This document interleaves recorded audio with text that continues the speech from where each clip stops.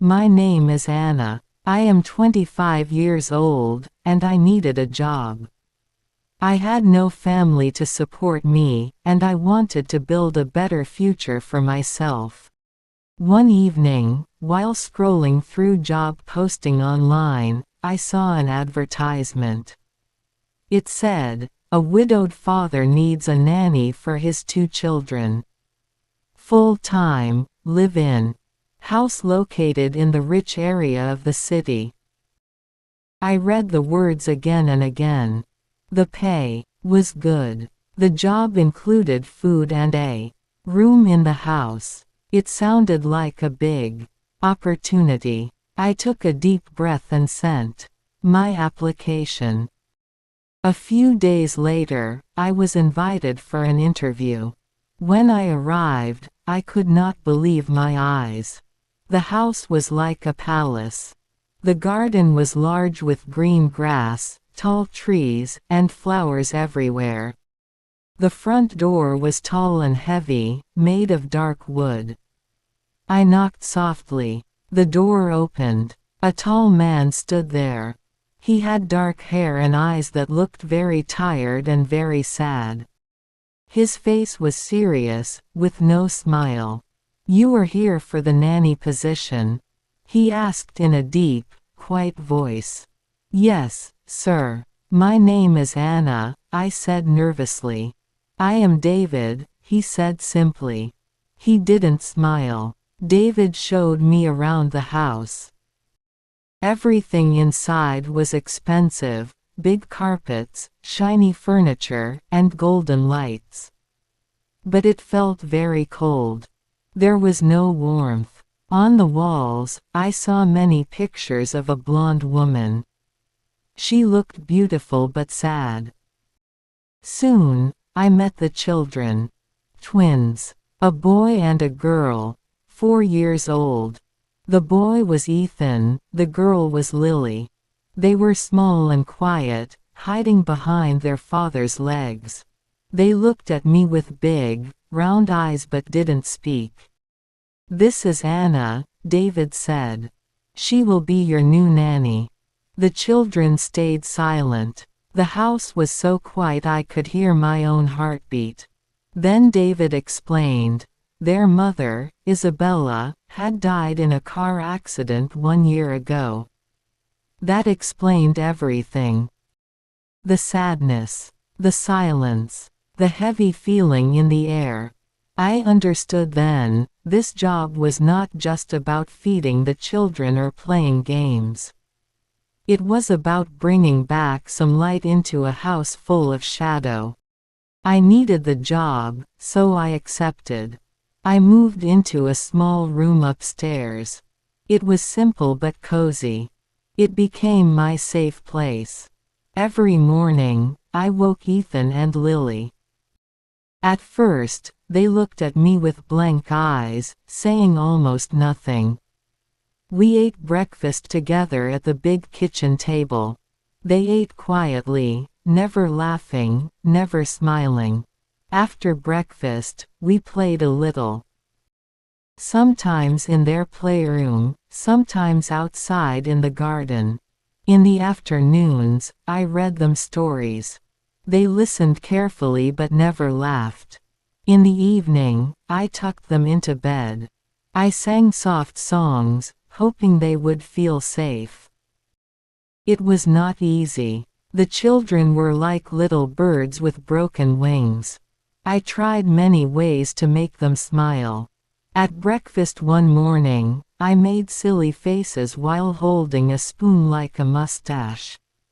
Lily covered her mouth and gave a tiny giggle. My heart jumped. That was the first time I saw her smile. Another day, Ethan was stacking blocks in the playroom. I pretend the blocks were a castle and spoke in a funny voice. "Good morning, Sir Ethan, the brave knight." He laughed softly. It was a small laugh, but to me, it was the most beautiful sound. From then, every day was a little brighter. We played hide and seek in the garden. We painted messy pictures with watercolors. Sometimes we baked cookies in the kitchen, and flour ended up on our faces. At bedtime, they started asking me, "One more story, please." The cold, silent house was slowly filling with warm sounds: laughter, chatter, footsteps. One evening, I was drawing with the children. We made a big picture of a fantasy world: castles, dragons, and magic. Ethan and Lily were laughing loudly. When I looked up, I saw David standing at the doorway. He was watching us quietly. His face was different. His eyes were softer. "They haven't laughed like that in a long time," he whispered. My heart beat faster. That was the first time he spoke to me in a personal way. One Saturday, a woman arrived. She wore expensive clothes and had sharp, judging eyes. "I am Margaret, Isabella's sister," she said coldly. From the start, she disliked me. She told me how to cut the sandwiches. She said I was too friendly with the children. Later, she cornered me in the kitchen. "You think you can take my sister's place?" "No, of course not. I am only the nanny," I said nervously. Her voice dropped low. "David cannot love. He is a cold man. Don't fool yourself." Her words cut deep. One afternoon, I was putting a book back on a high shelf in the library.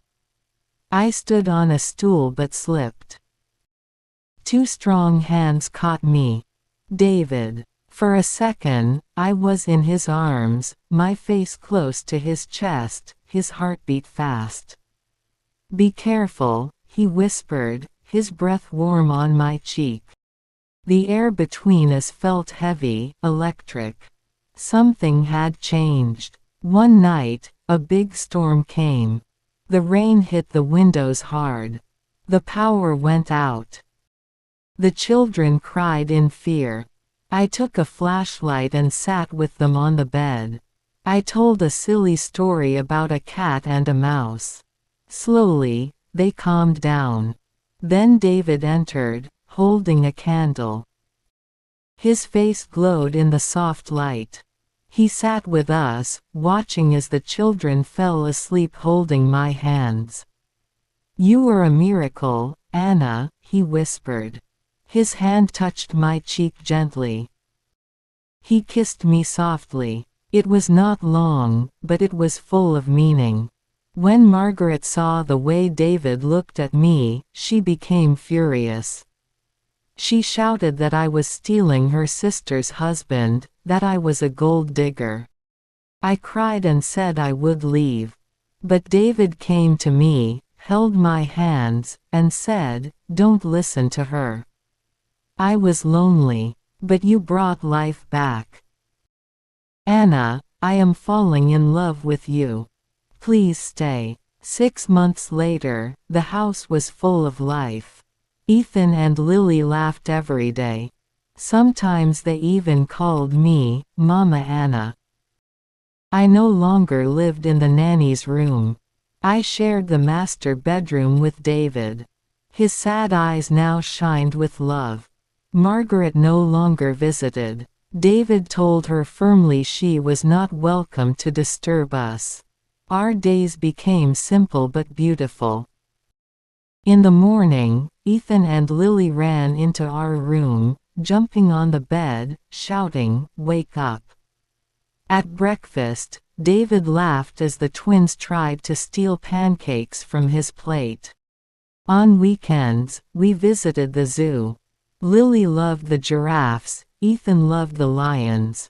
In the evenings, we sat in the garden, watching the children play tag on the grass. At night, we read bedtime stories together, sometimes David, sometimes me. The children always begged for one more story. The big, sad house had become a real home. One quiet evening, after putting the children to bed, David and I sat outside in the garden.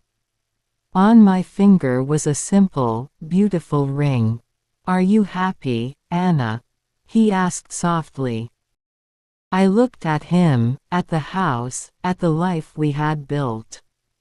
"More than I ever dreamed," I whispered. "I came to this house as a nanny looking for work. But I found something much bigger: love, family, and a true home. Soon, I will be David's wife. This house is no longer full of shadows. It is full of light, laughter, and love." If you liked this story, please like, comment and share. Don't forget to subscribe for more interesting stories.